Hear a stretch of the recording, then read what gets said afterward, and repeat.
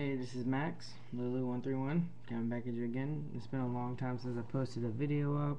I'm still playing Yu-Gi-Oh! I'm still out there making deck ideas and deck lists. So far, I'm playing Light Beat right now. My Light Beat deck is really good. I don't have it with me to post, but maybe later I'll put up a deck list of it. But for the overall consistency, it's not really technically Light Beat no more. I teched in 2 Kaikoden Ghost Destroyers and 1 Elemental Hero Voltic. The Voltic's really nice because I play Miracle Fusion, I remove play Stratos. Stratos comes back, blows up a couple back rows. I don't play dualities. I don't play warnings. Mainly because they're really expensive. And I think if I did have it, I still wouldn't play it. Because it's just way too much. But over dualities, I play Lances, which is really nice. And over the warnings, I play Hero Blast, which is for the Elias. So pretty much I played a little system I got. It's called 3-2-1. I played 3 Eliases, 2 Oceans, 1 Voltic. I played 3 Thunder Kings, 2 Cyber Dragons, 1 Honest. I played 2 Kaikos, 1 Valor. And I played 1 Stratos.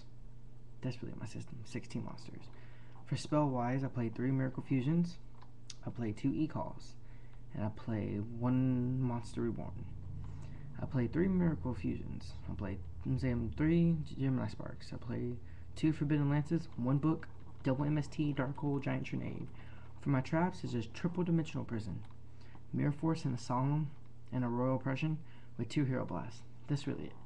Overall, what I'm trying to do now is take in 1 Fire Monster. I don't know which one it's going to be yet. I don't know. I want to take in also a Mech Lord, the guy who can absorb Synchros. So those 2 cards, once I take them in, I can bring out any Omni Hero that's coming out. So far, I can successfully bring out 4, but we only have 3. Fire will be out next month, which is really good. Destroy a monster by battle, draw a card, which is what this deck lacks. It was just hand consistency. You have to play 1-for-1 cards. You have to play 1 card at a time and control the field, which isn't too bad. It's really nice, but it's really cool. But just to get on the topic of Yu-Gi-Oh, I'll throw that out there. This is a Yu-Gi-Oh video right here, pretty much, I guess, so far. Since the last time y'all seen me, I was playing Crystal Beast. It was a tournament level build for me. I just did it for fun, basically to try to play against the meta, try to show people that other decks out there are playable. So people who are hating on Crystal Beast, I went to a regionals with it and I did really bad, so you have all the right to hate. But I'm tired of always playing what everybody else is playing. Right now, Hero Beat did top. I played Hero Beat forever. My friends are begging me not to trade it, which I'm probably not going to trade it at all. So far I went through Hopeless Dragon again. I'm making Empty Jar tomorrow. Pretty much that's really it. Hero Beat's probably going to be my main deck for a while since Prio's gone. This deck has a lot of control. And another thing is why I play lands. Well, say if I'm going up against a monster with, say if someone summons a typical summon of a monster what people usually do. They're like a Stardust Dragon. I'm going to have Stardust Dragon attack your Kaiko. They're thinking you're going to kill it. If I lance their monster, right, their Stardust Dragon will go down to 1700, which makes it stronger, which makes Kaiko stronger. Then you can remove and play 2 monsters in your opponent's graveyard. Which also is nice is when you play Dark Hole, when they have a Stardust on the field and they tribute Stardust to negate. And if you can get a direct attack off with Kaiko and remove and play that Stardust, it won't come back at the end of the turn, which is amazing too. A good thing is about Absolute Zero is if Absolute Zero leaves the field, you remove it from play, or send it back to extra deck. If you activate Starlight Road negates Absolute Zero's effect, but does not destroy him. So if you remove from play, he'll still come back. And they can't spell summon Stardust Dragon because his Absolute Zero wasn't on the field to get destroyed. It doesn't make sense, but if you look up the ruling, you'll find out. I played in 1 Effect Veiler because it's awesome. It stops Kaigeki plays. Kaigeki into Kagemusha to the Shien. If you Effect Veiler or Kaigeki first turn. Because most people, 6 Samurais, what they usually do is open up with 2 Smoke Signals in a Rota and 2 United Withstands. So they'd be like, double United Withstand. And they'd be like, search. They get their search in. So you already know what they have in their hand. You have a Kaigeki, a Kagemushu, and probably a Kizan. And they got 2 United Withstands on the field. So let's hit the other card in their hands like a book or something. Who knows? They're going to be like 2 Uniteds, I summon Kaigeki. You're going to be like, I want to Effect Veiler Kaigeki. So now you know what they got in hands, like Kazan and a Kagemushu and 1 card. They're probably going to pop off 2 Uniteds to draw 2 cards. That's fine.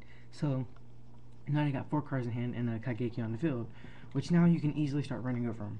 Because now they are played their searcher cards, they can't search again. Which I've seen people do this all the time. And I always Effect Veiler Kaigeki. So now you can start summoning and attacking. So normally what I do is I'd be like, summon Thunder King, stop searching, attack. And instead of Dimensional Prison, they'd be like, book, I attack, I Dimensional Prison. Whatever how you want to get over it. It's just personal preference, you know? Or summon Elias attack with a Gemini Spark and Hero Blast face down. I don't know why, but I think the Gemini Spark and Elias thing is uber situational. I don't think it should work. Because, like, you're basically playing 3 cards in your deck hoping you will get your combos off. But you know what? You always get it. I don't understand. I mean, yeah, it has a lot of searching. But you can play Stratos like it's at 3 again. I mean, with this deck right here, with Voltic, you know, the Ocean is amazing. See, people ask me, why do I play Ocean? Well, Ocean's effect is, during your standby phase, you can add any hero from your graveyard to your hand. Which is like, well, he's only 1500 attack. How do you keep him? Lance. So that means a monster that's over 2300 can kill him if you have a Lance face down. But seriously, first turn, like after you summon a Stratos and attack, and they kill it somehow. They, you know, you summon a Ocean, Lance over to monster or something, or you set Dimensional Prison, you set Book. I mean, at first I thought it was really bad, really situational, but I call it Ocean Control, which if I get it off, I win. I don't know what it is, but pretty much they kill my Stratos. I never summon Ocean unless I deplete my opponent of all his resources. After you deplete your opponent of his resources, where he has like 2 or 3 cards left, you be like, I summon Ocean instead of Dimensional Prison. So now he's got like 2 or 3 cards in his hand, or like, you know, 2 cards on the field, 1 card in hand, he draws. So now he's gonna be, okay, now Ocean's effect lets him add a card back from his hand to the grave, from grave to his hand. They're gonna try to kill it, so they're gonna attack. You're going to Dimensional Prison. Your Ocean is now safe unless they book it. And if they book it, you're gonna Lance your Ocean, because it's unaffected by spell and trap cards, which also makes Lance really good, so they can't econ it or nothing. So then when you draw, you got a card in hand. So say you had 3, you draw, you got 4. Then you get Stratos to your hand. So now you got 5. Then now you can summon Stratos. Well, I don't got no more targets. I want to pop off a back row, just to be a douche. Pop off a back row. Get up in there. Start raping couch. Miracle Fusion. Summon Voltic. Attack with absolute zero, like suicide and something. I don't know. Nuke the field. Now I have Ocean attack directly. Voltic attack directly. Stratos attack directly. You're supposed to summon with Voltic's ability. You know what I'm saying? Attack directly with Elias. You never know, like, you just get up in there and you start raping couch. It's amazing. The one random Honest, I don't really prefer. It's nice, it's cool, it's Gucci. I mean, Honest is honest. He's going to do what he does every day. I already explained the Kaiko theory. Cyber Dragons, I just play him to play him. I mean, Cyber Dragon, why not? I mean, 2100 attacker, can run over a lot of things with a Lance. Thunder Kings, just stop searching. Thunder King kind of hinders me a little bit with my Stratos. People ask me to say, well, what if you open it with a Stratos and a Thunder King? What are you going to do? Well, I'm going to summon Thunder King first, because my opponent's going to delete that, waste 2 cards to get over it, and I want to kill it first turn. So that means now my opponent summoned a monster, played a card to get rid of it, and attacked it. Or they waste 2 cards, then kill it. So now they have a monster on the field with 3 cards in the hand. I draw, now I got 6 cards in hand. I summon Stratos, search, and they're still able to kill their monster, possessing 6 cards, while they only have 3. I mean, theories work. Like, what you want to do when you make a Yu-Gi-Oh deck is analyze every possibility of what could go wrong in the deck. Make sure that you know, what if I top deck this card? Is this card going to help me? Is this card going to help me come out of every situation I need? The only problem I have with my deck is if I don't open up the Stratos, I don't win. So people say, why don't you play extra Rota? I'm OCD. I have to play 3, 2, 1. And if you notice, I play 3 Thunder Kings, 2 Cyber Dragons, and 1 Honest. 3 Eliases, 2 Oceans, 1 Voltic. You see what I'm saying? Miracle Fusions, 3. E-Calls, 2. Monster Reborn, 1. They're all normal spells if you think about it. Quick play spells, 3 Gemini Sparks, 2 Forbidden Lances, 1 Book. Double MST, Giant Trinity, Dark Hole. They kind of combo together. My spell and trap cards are 3, 2, 1. 3 Prisms. Like, Solemn Mirror Force kind of go together. A Royal Oppression goes with it for the extra 1. And the other 2 hanging to the side would be the Hero Blast. It's kind of weird, but it works. Like, basically, when you want to make a deck, you want to make a deck out of consistency. You want to be able to, like, okay, if I have this number of cards in my deck, I'll have better odds of drawing into it. Well, yeah, which is normal. Everyone knows this already, but just because you know it doesn't mean you know how to do it. Some people be like, well, I want to play Chaos Plants, and I'm going to be like, I want to play a Dandelion, a Spore, a Plague Spreader, like a Summoner Monk, like Sangan, 1 Doppel Warrior, 1 of this, 1 of that, 1 of that. So you got like 9 cards in your deck that you're playing 1 of. So that means odds you drawing into them 9 cards of one copy you got is pretty hard. Yeah, they're limited. Some cards you don't play more than 1, but you got to think about it. Like, honestly, why would you? Well, like when I can't play like Chaos Plants or Reborn Tango Plants because it's so, like, to me the deck builds inconsistent. I hate it. It gets on my nerves. Like, it just bothers me so much, which I have no problem beating that deck. It's really simple. But pretty much, like, when you play Yu-Gi-Oh, you just gotta, it's all about possessing more cards than your opponent. If you do that, there's no way you can lose. Like, play your opponent out. Know what he does. Basically, find out what your opponent's playing first turn. Analyze the possibilities. Set bluffs. If you're going first, never summon a monster and set all back rows. Well, if you're going against the black ones and they Delta Crow you first turn, you have nothing left. You're not coming out of this game. I see GBs all the time, still trying to get play. I don't think GBs are bad, but no targeting GBs should just GTFO. Like, get out of here. It's horrible. Bad idea. Worst idea someone's ever had, in my opinion. Because I promise you, anybody who wants to play me on YVD or whatever you want to call it, against like GBs against my deck, I will 2-0 you every time. GBs is just not a good deck, this format. People say Black Wings are dead. Black Wings got hit. No, Black Wings are still good. My friend plays Black Wings all the time. He plays them like they're amazing. With the new kind of Spore Black Wing guy coming out, yeah, whatever, he's already out, I don't know. He's pretty good. He's pretty gangster. But you know, the Dragunity Wings, pretty nice. Tag them with Black Wings, pretty cool, I'll admit. I'm not really much for that, but it's nice.